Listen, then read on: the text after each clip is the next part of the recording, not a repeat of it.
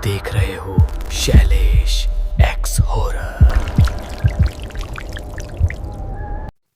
नमस्कार दोस्तों, आज की जो कहानी है उस कहानी का नाम है काली चुनरी वाली। तो चलिए इस कहानी को शुरू करते हैं।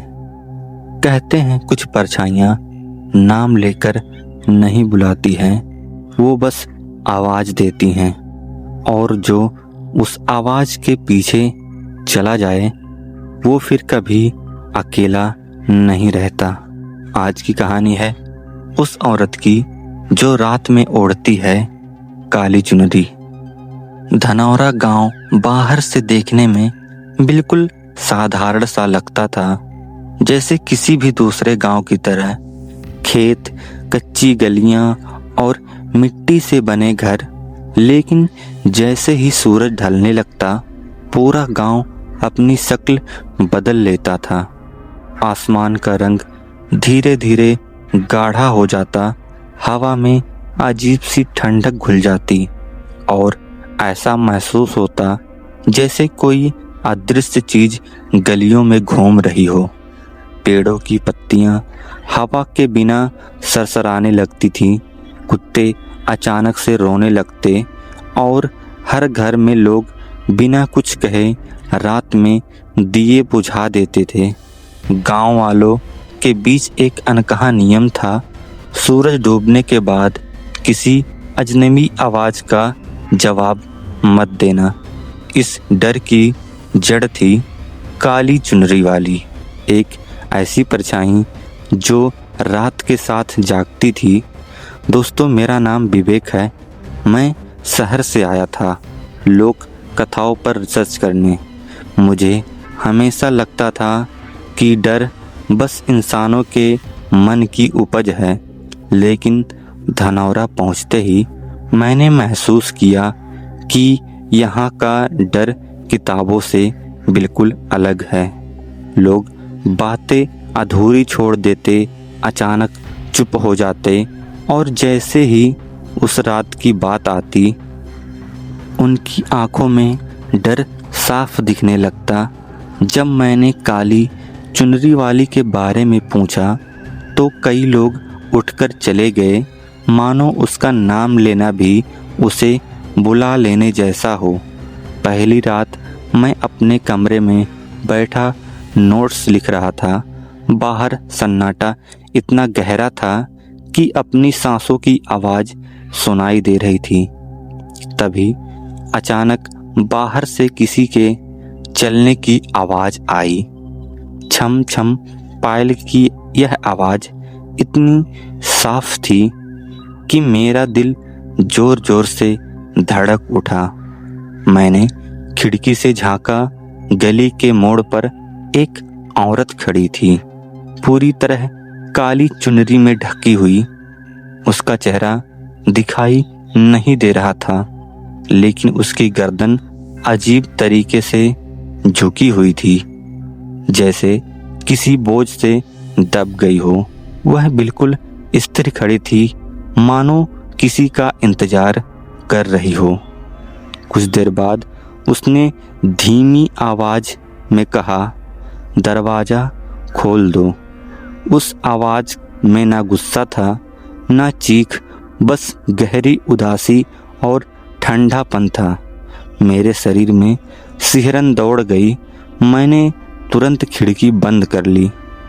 थोड़ी देर तक पायल की आवाज घूमती रही, फिर धीरे धीरे दूर होती चली गई। उस रात मैं सो नहीं पाया। अगली सुबह मैंने गांव के सबसे बुजुर्ग रामदीन बाबा से बात की। मेरी बात सुनते ही उनका चेहरा बिल्कुल सफ़ेद पड़ गया। उन्होंने धीमी आवाज में कहा, तुमने उसे देख लिया है, अब वो तुम्हें याद रखेगी। फिर उन्होंने जो कहानी सुनाई उसने मेरी रूह तक हिला दी। सालों पहले इसी गांव में ललिता नाम की एक लड़की रहती थी। उसकी शादी तय हुई, लेकिन विदाई की रात दहेज को लेकर झगड़ा हुआ। अंधेरी रात में उसे घर से निकाल दिया गया। ठंड, भूख और अपमान से लड़ती हुई वह कुएं के पास बैठी रही। सुबह उसकी लाश मिली। उसके हाथों में उसकी काली चुनरी जकड़ी हुई थी।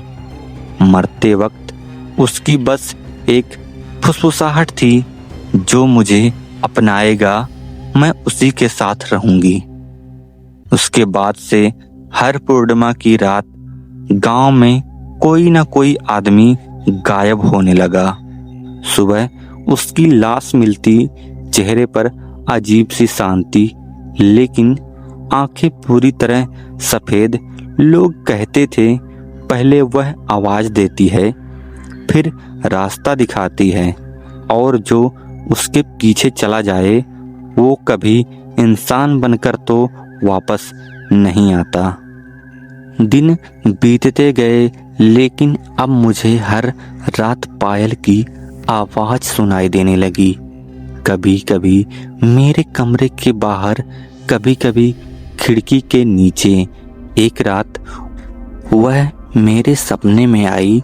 काली चुनरी के अंदर उसका चेहरा साफ दिख रहा था, सूखा हुआ, आंखों के नीचे गहरे काले गड्ढे और होठों पर हल्की सी मुस्कान।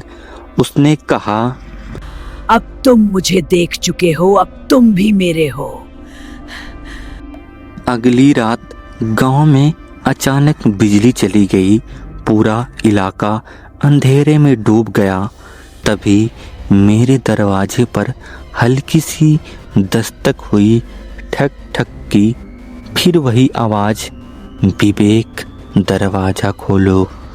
मेरे पैर अपने आप दरवाजे की ओर बढ़ने लगे।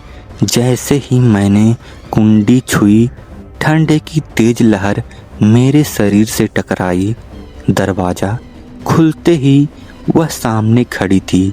काली चुनरी हवा में लहरा रही थी और उसके नीचे सिर्फ खालीपन था। उसने अपना हाथ बढ़ाया। वह हाथ नहीं, हड्डियों का ढांचा था। तभी गांव वाले मसाले लेकर दौड़ते हुए आए। रामदीन बाबा ने मंत्र पढ़ना शुरू किया। उन्होंने बताया, खाली चुनरी वाली को खत्म नहीं किया जा सकता, लेकिन उसकी चुनरी को जलाकर उसे बांधा जा सकता है।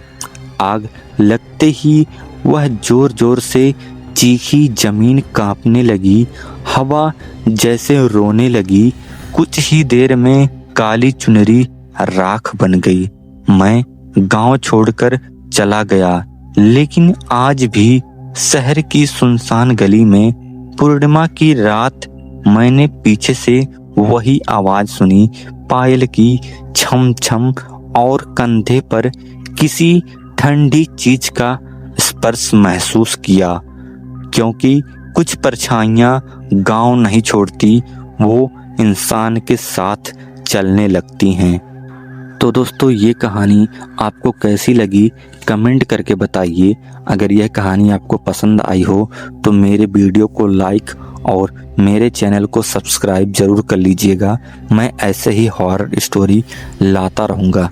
और अगर आपके पास किसी हॉरर स्टोरी का टॉपिक है तो वह भी आप कमेंट कर सकते हैं। मैं उस पर भी नई स्टोरी लाने की पूरी कोशिश करूँगा। तो चलिए, कल मिलते हैं किसी नए हॉरर स्टोरी के साथ। तुम देख चुके हो शैलेश एक्स हॉरर।